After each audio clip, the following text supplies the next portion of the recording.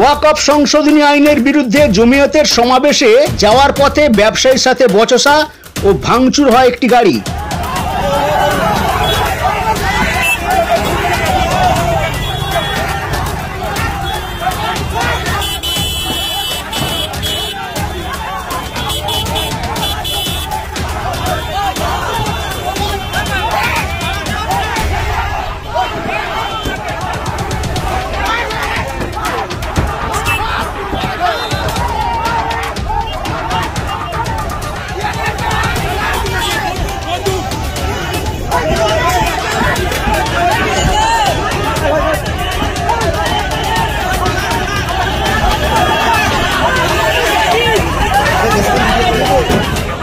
ওয়াকফ সংশোধনী বাতিলের দাবিতে কলকাতা রানী রাসমণিতে জমায়েতে উলেমার সমাবেশে যাওয়ার পথে হাওড়া জগাছা থানার অন্তর্গত কোনা এক্সপ্রেসওয়ের কাছে খেজুরতলায় এক ব্যবসায়ীর সাথে বচসা শুরু হয়।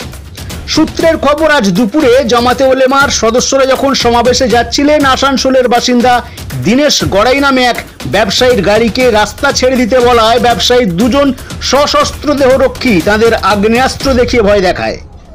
এরপর জামাতে উলেমার সদস্যরা ক্ষিপ্ত হয়ে গাড়ি ভাঙচুর শুরু করেন।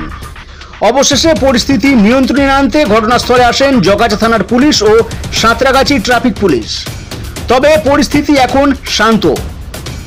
শেখ বীর রহমানের রিপোর্ট, এএমপি নিউজ, জগাছা।